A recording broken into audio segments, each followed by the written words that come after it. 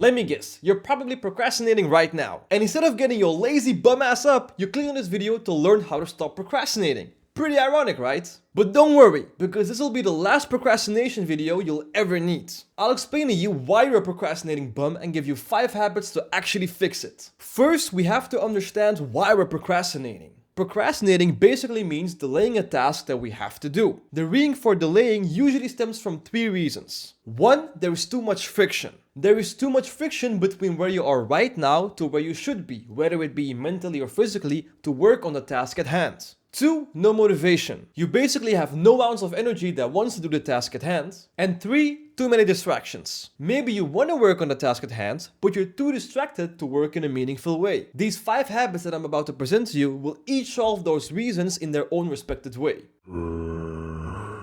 You know when you play a game and you unlock an achievement after grinding for hours to get like a specific item? You usually get some reward for it, whether it be XP or some coins, or maybe you unlock a new area in a map.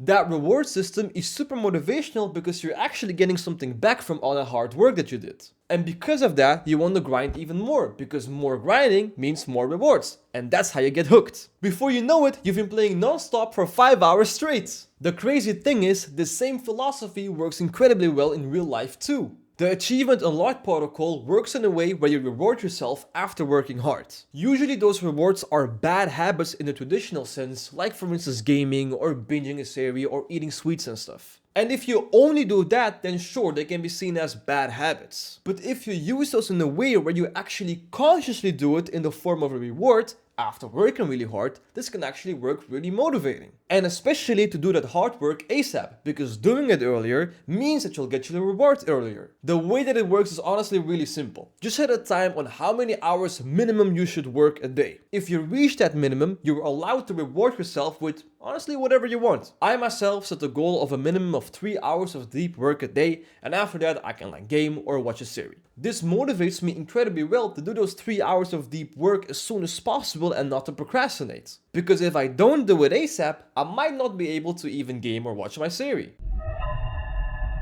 We've all been there. We lay on the couch, we grab our phone out of habit, and we open up social media. And just before you know it, you're already in an hour-long doom scroll watching conspiracy theories and the latest drama. This is uncontrolled, chaotic behavior. Our phone, and especially social media, is probably the biggest distraction in our lives. Most people then tell you to cold turkey stop using social media altogether to eliminate distractions once and for all. Yeah, we all know how that turns out after a couple of weeks. Trying to cold turkey quit social media is the same way as like trying to cold turkey quit laying in bed for 5 more minutes after you've just woken up. Both are so ingrained in us because we have been doing it since we were very young. And yeah, sure, you could do it for a couple times, maybe even weeks, but it's highly optimistic to expect that you'll never ever in your life lay for 5 more minutes in your bed. The same way that you'll never ever scroll on social media. So I have a different approach. Instead of having that uncontrolled chaotic behavior, we make it controlled. We do this with the controlled chaos method. The biggest difference between this and cold turkey quitting social media is that we add a level of control. We allow ourselves to scroll if we really want to, but under a specific condition that we consciously decide on. That way, scrolling doesn't become an automated habit, but rather it becomes a manual decision that you actively make. This condition could be anything,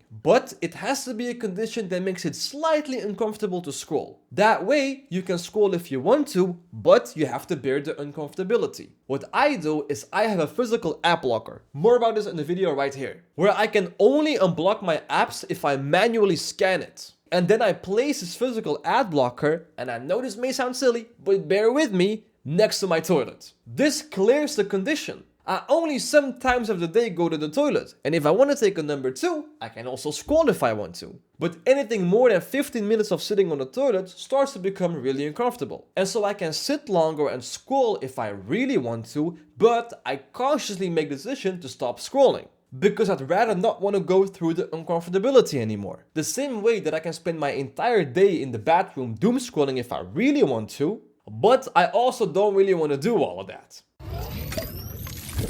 I don't know if y'all ever use Duolingo, publish your code on GitHub, or use Snapchat or BeReal, but they all share the same thing: streaks. They want you to spend every day on the platform, and they motivate you by showing you a visual streak of how many days in a row you are on their platform. The goal is to keep the streak going, don't break the chain. And the higher the streak, the less likely you are to break it. Using this method to keep the streak and not break the chain also works really well to motivate you to stop procrastinating. By keeping a visual streak, whether that be on paper or on an app like I do with HabitKit, which is a sponsor of the... Nah, I'm kidding, I'm kidding. I do really use HabitKit though, like I really like the GitHub style aesthetic. But by keeping a streak of like 3 hours of deep work a day, you'll get motivated more day by day. To the point where you rather want to avoid procrastinating to save yourself from not breaking your streak. By the way, if you need any help to become a more productive person, whether that be a more productive entrepreneur, student, artist, doesn't matter, just send me a DM on Instagram or ping me on my Discord server.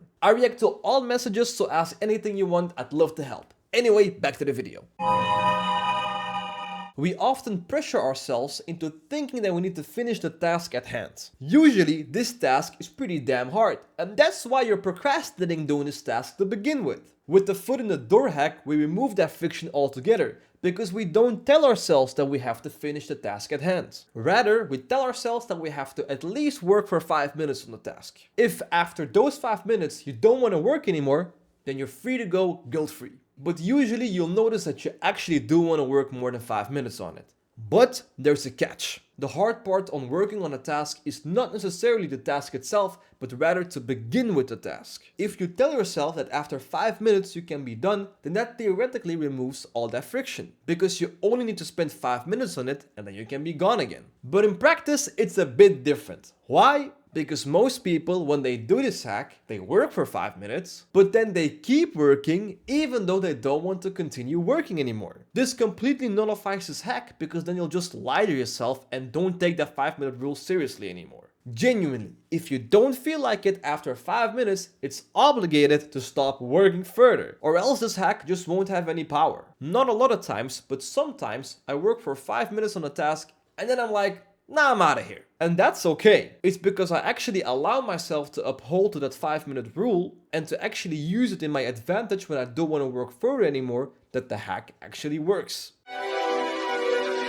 Before the day starts to strike you down with side quests, distractions, and seductions like that super soft couch that's literally screaming for you to just lie down on and take a little nap on, you should strike the day first by spending the first waking moments of your day to work on the hardest task. This is also called eating the frog. We have limited willpower, and as the day goes on, it depletes. That's why it's way harder to do something mentally intensive after you're tired of doing all of those side quests throughout the day than if you did it as the first task of the day. When I wake up, I pee, I brush my teeth, and I immediately start working on the hardest task that I have to do for that day. Sometimes I spend 5 minutes on it, the foot in the door hack, or I just finish the task. The important thing is to just do it first thing in the morning. I prefer doing it before eating to avoid a carb crash. Now remember the controlled chaos method I mentioned earlier with the physical app locker? That piece of plastic completely changed the game for me, saving me hours, if not days. But here's the thing, the reason why it works isn't actually just about blocking apps, it's actually all about psychology. Most strategies to break bad habits rely on willpower, which is why they also often fail. This physical app locker, on the other hand, works on a completely different psychological principle.